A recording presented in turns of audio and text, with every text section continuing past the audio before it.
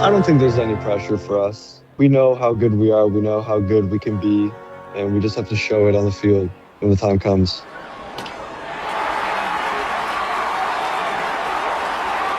Welcome to episode 397 of Alberta Dugout Stories podcast. I'm Joe McFarland. We're just over a week into the WCBL regular season, and our Ian Wilson has been road tripping. We'll hear a few of his conversations in the dugout in a few minutes, but first, the news headlines. And the big news this week is that Adam Macko has been sent back down to AAA. The Toronto Blue Jays needed some room with Dylan Cease and Max Scherzer coming back from injury, and the Stony Plain native and Vauxhall Academy grad still had options on the table. Now, manager John Schneider did say Macko was a pro about it and understood he'd be getting back up soon, and the numbers would certainly validate that. He went 2-0 with a 1.50 ERA and 12 strikeouts in 12 relief appearances since being promoted for the very first time. In other news around the bigs, Calgary's Michael Soroka is coming off his best start of the season. He went 7 innings of 3-hit baseball, allowing a run and 2 walks, while striking out 6 in a 5-1 Arizona win over Washington. Soroka is 8-3 with a 3.28 ERA and 72 strikeouts in 13 starts. Edmonton's Eric Sabrowski is getting closer and closer to returning from a stint on the IL with left elbow inflammation. He threw a bullpen on Monday and everything went well, so it appears he'll throw another one before probably a rehab assignment in the not-too-distant future. Dawgs grad Tristan Peters continues to impress in his first full big league campaign. He's hitting .303 with 2 homers, 18 RBI, and 4 stolen bases with Chicago White Sox. Most notably, he's hitting .391 so far in the month of June. And it's been a while since we last checked in on former Dog and Edmonton prospect Cody Funderburk. He's remained a steady presence in the Minnesota Twins bullpen, going 1-1 with a 3.44 ERA and 10 strikeouts in 21 outings. In the minor leagues, let's focus on a few names we haven't checked in on in a while. Dawgs grad Matt Lloyd has been on a bit of a tear as of late. He has 2 homers and 6 RBI in his last 3 games with the AAA Worcester Red Sox. He's hitting .220 with 4 homers and 14 RBI on the year. Calgary's Cohen Aiken has asserted himself as a reliable reliever in AA. He's 2-0 with a 4.03 ERA and 15 appearances for the Chesapeake Bay Sox, striking out 17 over 22 1/3. Matt Kootenay is quietly putting together a solid season with the High A Tri-City Dust Devils. The Wetaskiwin native and St. FX grad is hitting .275 with 5 homers and 21 RBI in 48 games. He also has 12 doubles, which is good enough for 7th in the Northwest League. Calgary's Tom Poole is having a good year so far in the Tampa Bay system. He's hitting .234 with 8 homers, 28 RBI, and 3 stolen bases, split between Single A Charleston and High A Bowling Green. And former Dog Ty Doucette has been sidelined with an injury since May 20th. He's still hitting .294 with 3 homers and 11 RBI in 13 games, with all but 1 coming with a Single A Daytona Tortugas. Over to the summer college ranks we go, and starting in the WCBL, where the power rankings came in after the weekend with the Saskatoon Berries in top spot, followed by Okotoks and Lethbridge. The players of the week were Brady Bai in Regina and Carter Clairhout of the Bulls. And a big shout out to the Medicine Hat Mavericks, who set a team record for attendance in a game with 2,470 for Little League Day on Sunday. In the West Coast League, the Edmonton Riverhawks are off to a 3-7 start on the season. However, they've been a massive draw at the gates, including a special game on Wednesday morning for a school field trip day where they welcomed over 8,000 young fans. Baseball Canada has unveiled its roster for a 3-game set in the MLB Draft League. It'll be the same looking squad that went on that Dominican Republic trip a while back, which included Saskatoon's Aiden Kilshaw, as well as Albertans Callum Anderson, Sam Davis, Gabe Fink, Zach McDonald, Josh Mills, Cohen Miller, Rogan Rivard, and Tate Thierman. On the college commitment front, after a solid season at Vernon Community College, Dawgs grad Benito Bonilla is set to join Niagara University, and Calvin Norquay from the Grand Prairie Reds will be heading to Douglas College. In the Baseball Alberta Elite League, the Parkland Twins remain unbeaten at 14-0 going into this weekend's contests. The Weber Wildcats are second at 11-3, while the Calgary Cubs and St. Albert Cardinals have 10 wins apiece. The big news out of the BAEL came Tuesday night when Luke Mahar tossed a 7-inning perfect game for Parkland. No hits, no walks, no runs, and 8 strikeouts for the young right-hander in a 6-0 6-0 win over the Black Gold 47s. And one other piece of news from that circuit is that Weber Academy will play host to the 2026 BAEL Provincial Championship weekend, July 24th, 26th. Jays Care has unveiled their annual Field of Dreams recipients. Fish Creek Little League in Calgary and South Jasper Minor Baseball in Edmonton, as well as Strathmore and Moose Jaw Little League, are among the 22 projects receiving a total of $2.6 million. We're working on stories for both of our sites, as we always do, to shed some light on each of those projects. And some sad news to pass your way, as longtime Community Park Little League founding member Stu Sane has passed away. He had served more than 20 years as their umpire-in-chief and had a laundry list of accomplishments in Alberta and beyond. Our thoughts and love to everyone who knew and loved Stu Sane. That'll do it for the news this week, although there are two big developing stories that we will provide updates on at the end of the show as part of a mailbag segment. Before we get there, though, a quintet of guests here on Alberta Dugout Stories, the podcast. That's next. The road to Okotoks gets you back in that mindset of what's truly important, and that's the name on the front rather than the name on the back. And you're going to see players get better and better, with this type of championship. A tournament like this will help popularize baseball even more. I think every scout's going to be able to come and see the best kids from across the country. The aspiration of getting Okotoks and the journey of the road to Okotoks is going to toughen these kids competitively. They're going to understand what it means to play for teammates. Like, if you want to win something, you got to learn how to work as a team and do it early. So it's going to be really, really huge. Get your tickets at theroadtookotoks.ca. Welcome back to the show. Our first guest this week is a young arm with a ton of talent. AJ Rogers is originally from Cole Harbour, Nova Scotia, who spent his high school years with Dawgs Academy in Okotoks. The 6'8", 18-year-old even pitched in a game for the WCBL Dogs last summer, allowing no runs on 3 hits and 6 strikeouts in 6 innings of work. He also picked up a start against Sylvan Lake this season on May 29th, allowing 3 runs and striking out 5 in 4 innings. Rogers is now pitching with State College in the MLB Draft League. The MLB Draft itself goes July 11th to 13th. Right after that, it's the road to Okotoks in the inaugural Morneau Cup. So if he doesn't hear his name get called during the draft, we could very well see him suit up with the hometown Dogs Black Squad, who will be looking to defend their home turf. AJ, welcome to the show. Thanks so much for joining us. Yeah, thank you for having me. We are getting closer and closer to the road to Okotoks and the Morneau Cup. How excited are you and the boys as you get things ready for July? No, I'm very excited. I think it's going to be great for us to see how we hold up against all these other teams from around Canada. We've always been the top dogs, and I just want to see if that's true, if we can really hold up against teams like, Ontario Blue Jays or Mississauga. I'm very excited. Were you guys keeping an eye on the regionals at all to see who made it out, or is this something where you focus solely on yourselves to be the best you can be heading into July? I think it was both. We were obviously working hard, every day. But there were some points where we look at the regionals and we see oh, this team made it, or, oh, we're going to have to play this team. But like I said, I don't think it's not going to be very stressful for us. It's a pretty unique situation, too, in that you're getting to play in a national championship with a team that you spend virtually all season with, and you're also doing it at home in the friendly confines of Okotoks. How cool is that in your eyes? Oh, it's amazing. Just to have all these teams, these very skillful teams come to Okotoks to play us, it's really awesome. It's amazing. Mm-hmm. Does that come with any added pressure in your eyes to be able to perform in front of the hometown crowd and set the bar high kind of thing? I don't think there's any pressure for us. We know how good we are. We know how good we can be, and we just have to show it on the field when the time comes.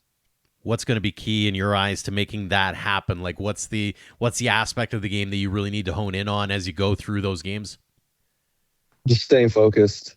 I think there's been some points in the year where we just lost a little bit and we let it slip. But, I think this is the time to have all the focus in the world, for this tournament. So that's what we need to do. When you look ahead to that, what are you looking forward to the most? Is there an aspect of a national championship like this that you're I can't wait for this whether it's a situation or whether it's, getting to meet new people or whatever the case may be? I'm just excited when it comes down to playing all these teams that we haven't played ever, and I'm super excited to see how we match up against them. The best of the best. Mm-hmm. What would it mean to you to win the very first Morneau Cup? It would mean everything.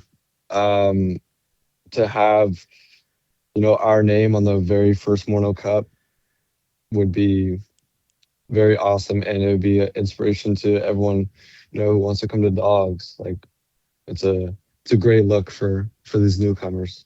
For sure. Let's get in your background story here, AJ. The product of Cole Harbour, Nova Scotia. We've heard that name before, but we'll get to that in a second. How did you get into baseball in the first place?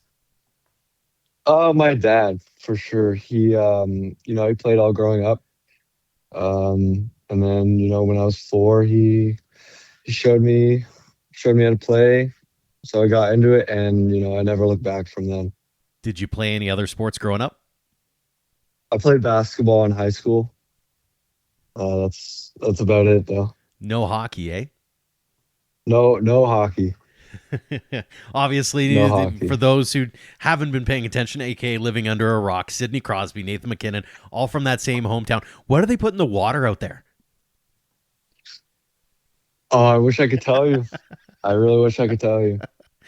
It's a fantastic story nonetheless. Was there a moment where it flipped for you, where you went from, hey, baseball's this cool game and all, and I kind of like it, to, hey, maybe I've got a future in this thing?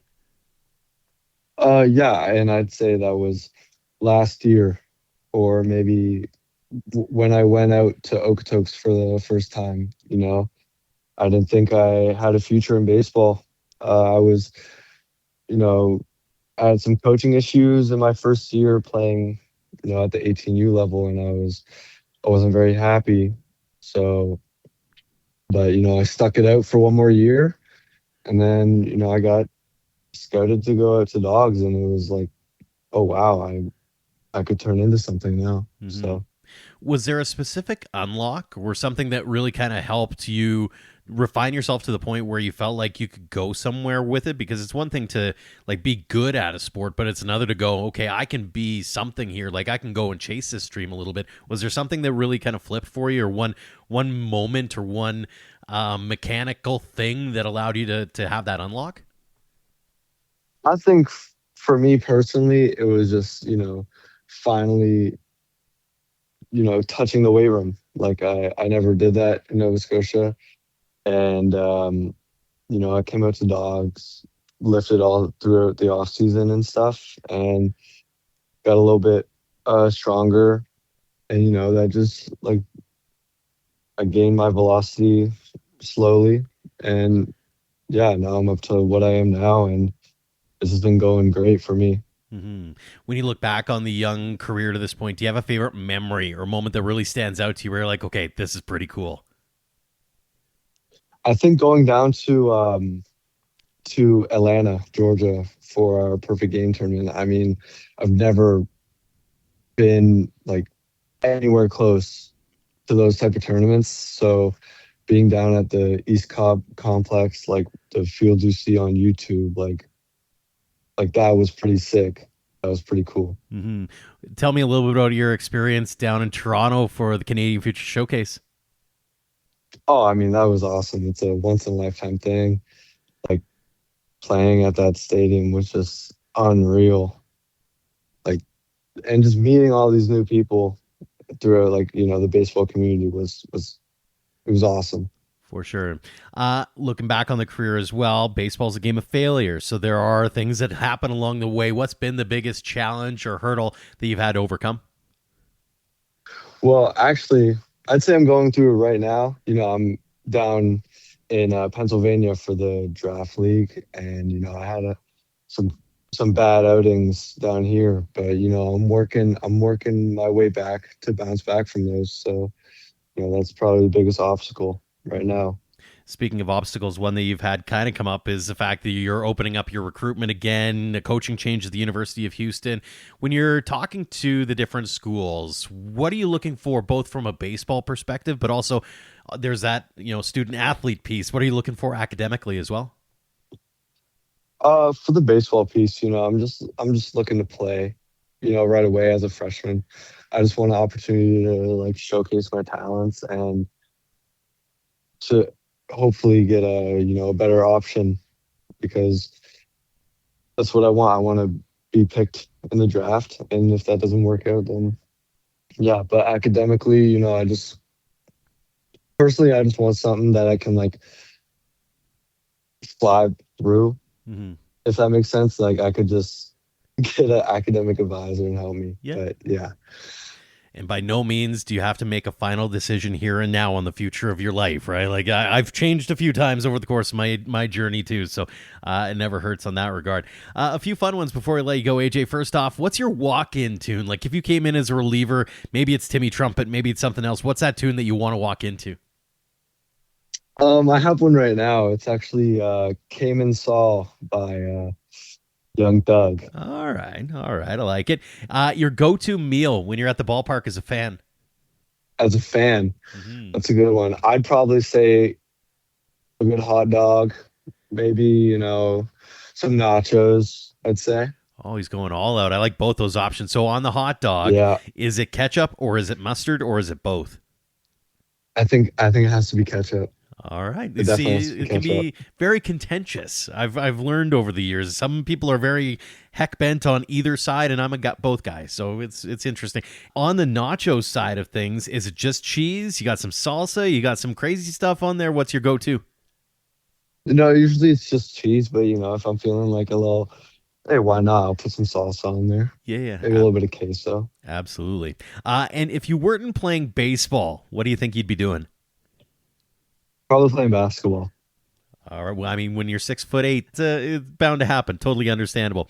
A couple more for you before we let you go. First off, for those young kids who are just starting out on their baseball journeys and they want to get to where you're at now, what's that one piece of advice or those words of wisdom you've learned along the way that you'd love to pass along to them?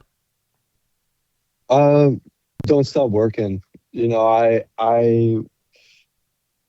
will say I was gifted. I was bigger than everyone growing up, and then once I hit like 14, 15, everyone started catching up to me, and then eventually they got bigger than me, and I didn't work. I thought I could get away from my natural talent, but that's wrong. You have to start working when you realize that you can be something in this sport, and that's what I didn't do. And I wish I did that earlier. I just got very lucky to be out where I am. So, yeah, just keep working. Do not stop working. Speaking of, I mean, talk a little bit about Dawgs for a minute here, because it sounds like it's got a pretty special place in your heart. Oh, yeah. I mean, if it weren't for Dawgs, I wouldn't even be doing what I am right now. Like being in the draft league, I would not be here without the Okotoks Dawgs. So I thank him for everything. Mm-hmm. They really helped me propel my career to what it is now. So for sure. And how's that draft league experience going for you? I mean, it's awesome. Seeing all this talent out here, honestly, it's truly humbling because, I thought I was one of the top pitchers, and then I come down here and it's like everyone is everyone is 93, 94. So it's like I'm just an average pitcher down here. Mm-hmm. But again, it's an amazing experience. I'm very happy to be doing this. Absolutely. Final one for you here, AJ. What does the game of baseball mean to you? It means everything. It's made my life like 10 times better. I just love the game of baseball so much. We've loved getting a chance to know a little bit about your journey, AJ. Congrats on all the success you've had at this point. Continued success this summer and beyond. And again, thanks so much for joining us here on the show. Yeah, thank you so much for having me. It was awesome. When we come back, our Ian Wilson stops by with a quartet of conversations from his recent road trip through Saskatchewan. This is Alberta Dugout Stories, a podcast. Jump.ca is your SaskTel authorized dealer and a proud supporter of Saskatchewan Dugout Stories. Jump.ca has all your bases covered with SaskTel wireless, internet, TV, and home security services. Bring it all together at one of their 18 Jump.ca stores across Saskatchewan. Jump.ca, your Sasktel authorized dealer. Welcome back to the show. During last year's WCBL season, we introduced a weekly segment called In the Dugout. Ian and I tried to get out to as many games as possible and chatted with players from around the circuit. Last week, we had the wrap-up of the Rural Roots Baseball Classic with Ian, and on that trip, he also went to games in Moose Jaw and Medicine Hat, so he had some time to check in with a few players. We'll start with Moose Jaw Miller Express, where a couple of key veterans are back, hoping to guide the team back to the championship. First up is Thomas Soto, who set the WCBL's single-season run scored record in 2025. The Round Rock, Texas native will once again be leaned on to be an on-base threat a lot this summer. Talk to me about, you had a great season last season, and I think this is year 4 Yes, for sir. you with Moose Jaw. What's worked well for you? What's been a good fit? With Realistically, all of my success on the field has been due to the guys behind me. I think Coach Gonzo and Coach Marriott, who's sadly not with us this year, but he's doing better things up in Ottawa. They do a fantastic job recruiting every single year, so I feel like pressure's off on me for the most part to just go out there, play my game, and I know everyone else behind me is going to get the job done. So just like last year, that was all it took. I would get on however I could, and we had Will Edwards and Austin Gurney behind me, and that's the most lethal good one bats. too. Exactly. Yeah, That's the most lethal one too you could have. Yeah. So. Tell me about your college season you're coming off of.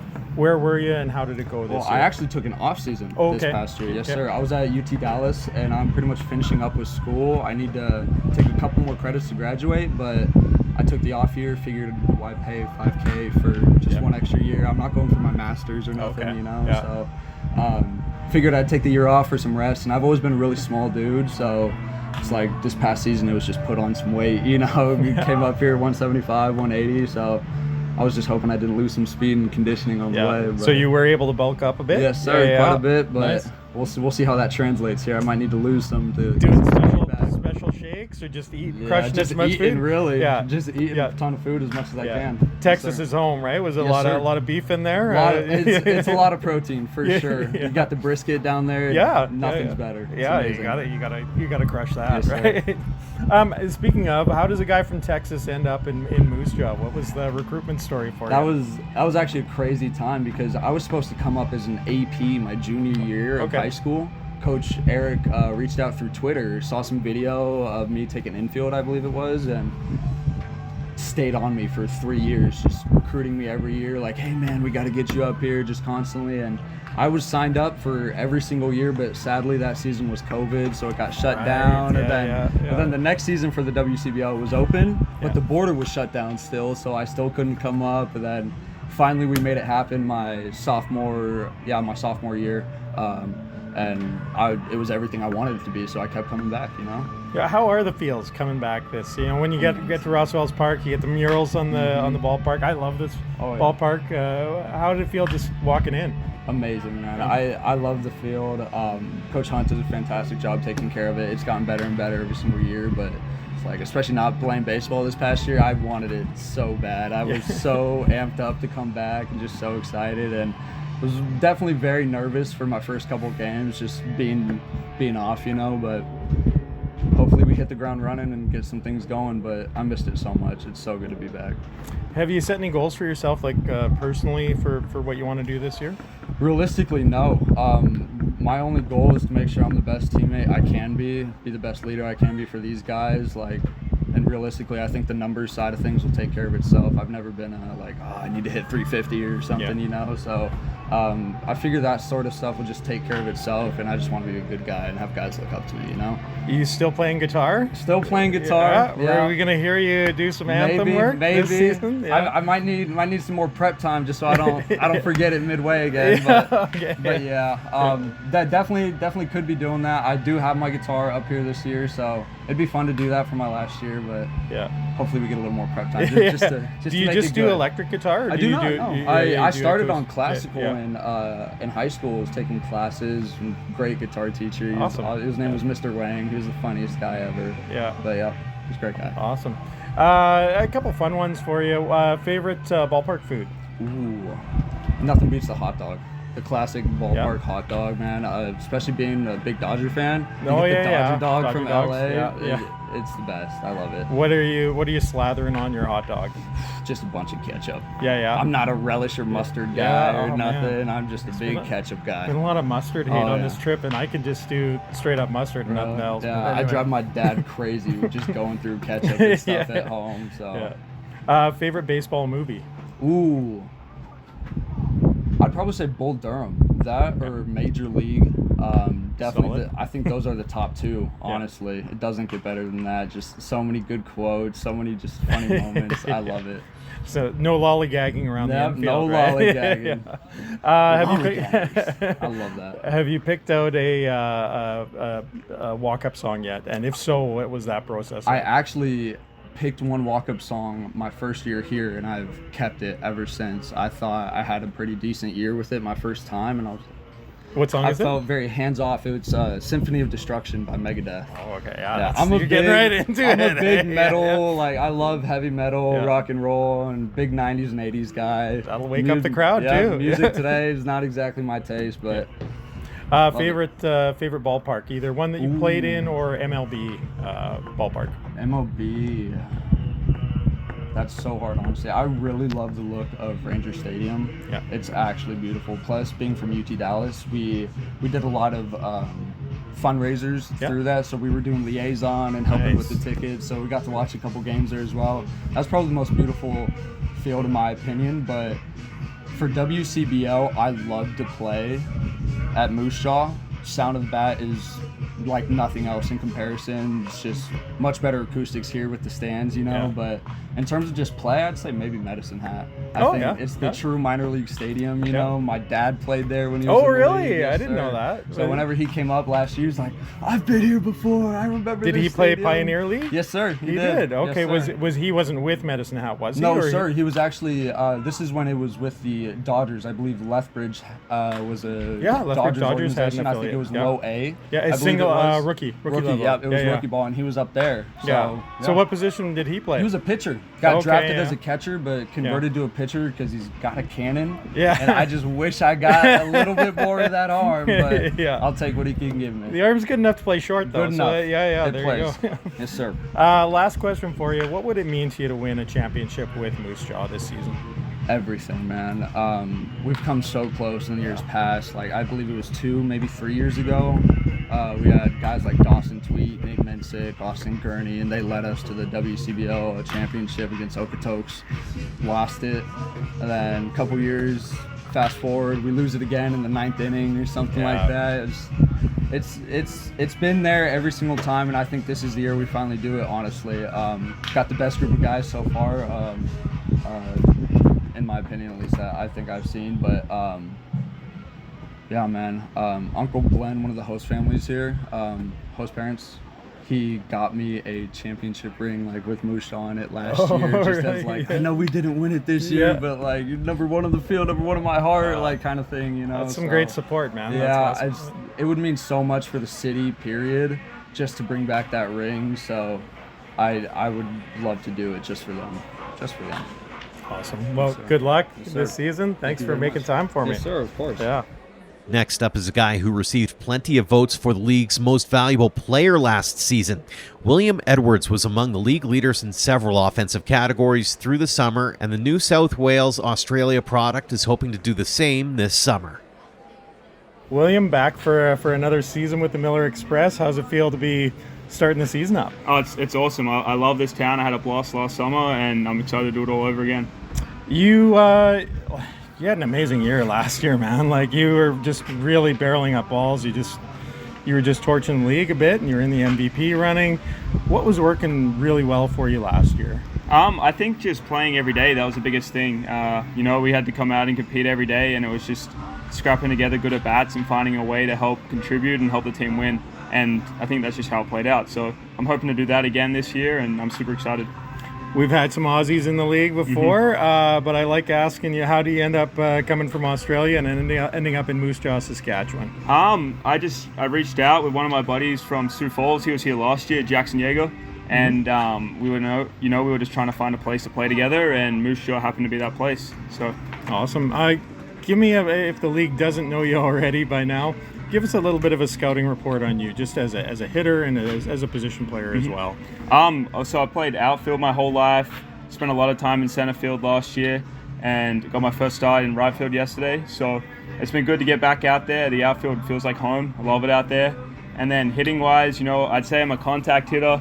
Last year it proved a little different. I ran into the ball a couple more times than I'm used to, I would say. So just trying to put the ball in play, solid line drives all over the field. That's been my game for as long as I can remember. You set any goals for yourself this year? We were just mentioning that this is your final season in the league. What have you got kind of planned out, or have you? Nothing too personal. I mean, in my college career, I haven't won anything per se, not a conference title or a ring or anything. So that's the biggest goal this year, to go home. I think that would just top off everything I've set out to achieve the last 4 years, going home with a ring and bringing a ring to Moose Jaw. So yeah, I think that's the main goal. Speaking of college, tell us where you're coming from and how your season was prior to getting here. Yeah, so I was at the University of Sioux Falls my last 2 years in South Dakota. We finished 4th in the league this year, and then got bounced, unfortunately, in the 3rd game of the double elimination tournament. So it was definitely a tough way to go out. It was sad to see the college career end. So I'm definitely excited to be back here, playing another season of competitive baseball, and hopefully, like I said, go out and win a ring.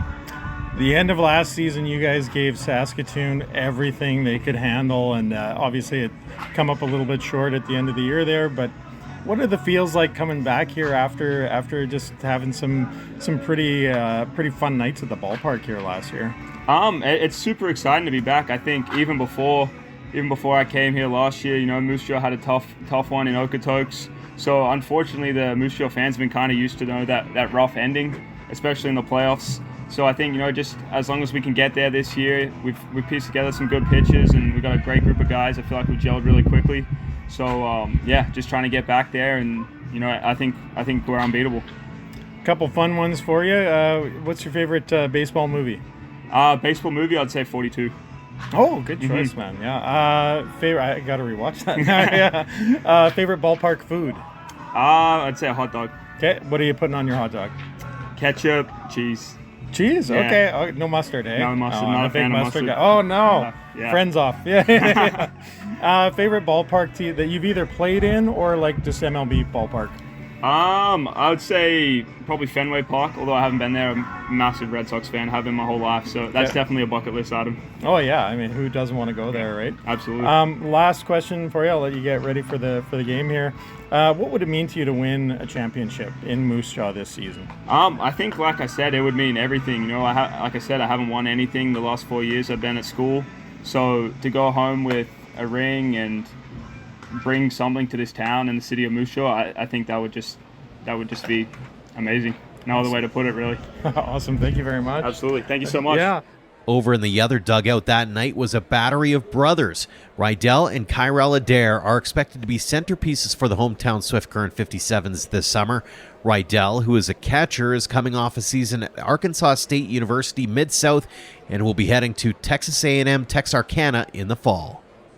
How's it feel to be back for another season in the WCBL? It's feeling good. I think the team's going to be really good this year. We didn't have the start we wanted, but I think we're going to turn around. Get a few more arms coming in, a few more infielders. I think it's going to be a good year. The complexion of this team is a little bit different this year, right? The roster's expanded a bit. You got a new coach in. Just tell me about what you see. Like, it might take a little longer for guys to kind of come together and gel, I might think. Yeah.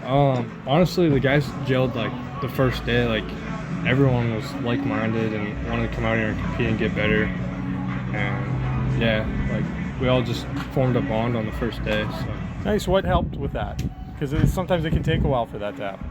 I think we just had a bunch of good guys in the locker room. Like, everyone just wanted to be there and make each other better. Tell us about Coach Franklin. What have you seen from him so far? He seems to be working with the pitchers a lot, getting them better, and I really like his the way he goes about things. Yeah. Oh, okay, his process. Yeah. He's very organized, and I liked how he brought us in when we inter-squaded at the start. Just got the nerves out early for some of the new guys. Well, the whole team's new, but yeah. So tell me about playing with your brother. Is this first time you guys have played at this level together? No, last year we actually played middle infield together in Moose Jaw. Okay. And he was an AP and he came up. And yeah, we got to play the middle infield together, so that was fun. And then we played in high school, obviously, and now he's coming down to play in Texas with me next season. Oh, fun. Yeah. Is Texas where you came from this season? Or tell us about your school year that you're coming off of and how that went. I was at AC Mid-South at JUCO in Arkansas. Okay. I did pretty well.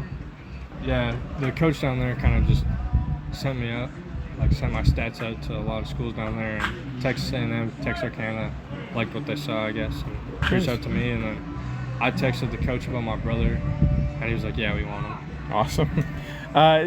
Give us a scouting report on you as both a fielder and a batter. You're catcher, correct? Yeah, so last year I played second base mainly for the team, and this year I think I'm going to do a lot more catching here. Yeah. And then obviously I'm a left-handed hitter. Yeah. Okay, and a couple fun ones. Favorite ballpark food? Favorite ballpark food? I think I got to go taco in a bag. Oh, good choice. Yeah, that's always popular. Those go quick. Yeah. Favorite baseball movie? Moneyball. Oh, okay, that's a solid choice. How can you not be romantic about baseball, right? I think that's my favorite movie of all time. Yeah. Have you got a walk-up song picked out yet? Yeah, it's White Walls. Okay. Yeah. I'm not familiar with that one. What was the process getting to that song? That's what I had last year. I think I'm just going to keep it. Yeah, awesome. Yeah. Simple. Keep it simple, right? Trust the process. Yeah. Favorite ballpark, either ballpark that you've played in or MLB ballpark? Favorite ballpark? Probably the AAA field in Little Rock. That was pretty cool. Nice. That was probably the best field I've ever played on. Nice. And then last question for you. What would it mean to you to win a championship with the 57s this year? I think it'd be pretty awesome. Like a hometown kid winning a championship with his hometown team. Like that'd be a memory I would have forever and I could talk about forever. Awesome. Be a part of history and Swift Current. Awesome. Well, good luck this season. Thank you. Thanks for the time. Adair's brother Kyrell just finished up his freshman season at Trinidad State University and hopes to be a dependable arm for the 57s. Just spoke with your brother about playing with you this season. Let me know what you guys did actually play together a little bit last year in the WCBL, but what's it like to be suiting up alongside your brother? Well, I played 1 year in 18U. Mm-hmm. So it's going to be fun. He's going to be catching. He got hurt a little bit a couple games ago. So hopefully he heals up fast and I can throw to him. Awesome. Tell me about the college experience. Or high school. Where are you coming from? I went to Trinidad State. Okay. Junior college. And how did that go this season? We had a rough go. We were 14-41, but elevation is pretty high there. Yeah. So pitching's kind of hard. Yeah. anything up is kind of gone. Yeah. So just learn to throw down and get those ground balls. Tell me a bit about getting here, the tone around the team and the new coach, and Coach Franklin coming in, expanded roster a little bit. What's the vibes around the team and just what you're seeing early on? It's a good group of guys. Jared had that one interview and he was like, we have a good group of guys. Just being with the pitchers, they're fun to be around. Yeah. Any goals that you've set for yourself this season, or just a winning season? yeah. Trip to the playoffs would be good, right? Make playoffs. Yeah. Awesome. A few fun ones for you.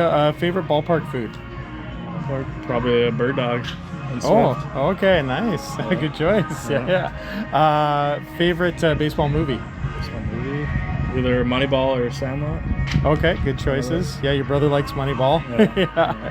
Yeah. Favorite ballpark either that you've played in or MLB ballpark?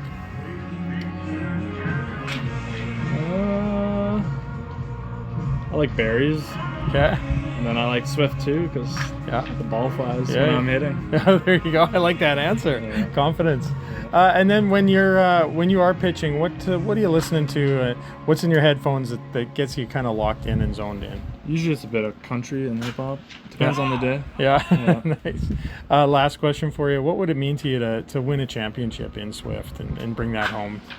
We've had a couple of challenging years and it'd just be nice to bring it home and the fans to watch and see.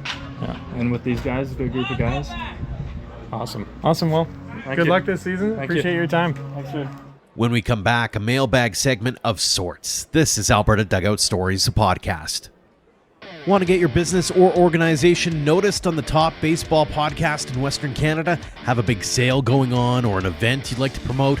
Drop me a line at joe@albertadugoutstories.com and let's talk about elevating your brand here on the show. Welcome back to the show. Now, every so often we get emails or text messages asking about different things in Alberta and Saskatchewan, and two major storylines have dominated the conversations in recent months. The first is the Energy City Cactus Rats and the journey of getting their new stadium built and opened. We've provided updates over the years, but it's really been over the last year where things have left fans kind of confused. Opening days were delayed frequently last season, and there was some hope near the end where they tried to sneak a game or two in, but ultimately couldn't and didn't. Going into this year, the Cactus Rats have said the playing surface is ready, but welcoming fans might have to happen in phases. Unfortunately, this year has started off the same way last year did. Their original opening day was supposed to be last weekend, but their two games against Brooks were rained out. Their next home game was supposed to be Wednesday, but that too was postponed, although this time it's due to what they call facility approvals. What that means is anyone's guess right now as we record this on Wednesday night. So by the time you listen to this, you might get some kind of clarification, as the team is supposed to host games against Okotoks Saturday and Lethbridge Sunday. It's an ever-evolving story, it seems, and until we have something more concrete, we haven't been writing stories about it. However, we are aware, obviously, and once we know more about what the rest of the season is going to look like, we promise we will provide you with more insight and analysis. On the other front, we've been aware of a possible situation involving Baseball Alberta's women's team for a while now. Concerns started to get raised a few months ago that the provincial body wasn't going to be sending a team to the Open Championships in Winnipeg this year. However, ID camps were held earlier in the spring, which led us to believe that maybe it was some kind of misunderstanding. We were planning to follow up fairly soon, but the lid was blown off the story a bit on Wednesday when Baseball Manitoba released the schedule for the championships, and Alberta wasn't on that schedule. It's an important tournament for athletes hoping to capture the attention of Baseball Canada for the women's national team, and we understand at least a couple of athletes have been invited to suit up for other provinces. We have requests out for comments and clarifications from Baseball Alberta, and we'll provide more information as soon as it comes available. If you have news tips to pass our way on those stories or any others, you can always reach out to me via email at joe@albertadugoutstories.com. That's going to do it for this edition of the show. Thanks again to AJ Rogers, Thomas Soto, William Edwards, Rydell Adair, and Kyrell Adair for joining us, and thanks to all of you for downloading and listening. Next week, Ian will check back in with a game he took in between the Medicine Hat Mavericks and Regina Red Sox, so make sure to hit subscribe on your app so you don't miss those conversations and much more. A tip of the cap, as always, to our Platinum supporters, the Okotoks Dogs, and Under the Light Sports and Entertainment for their generosity in helping us tell the game stories in our province. For more on our tremendous teammates or to join our roster, head to albertadugoutstories.com/supporters. Until next time, thank you for all of your support online, on social, and on air of Alberta Dugout Stories.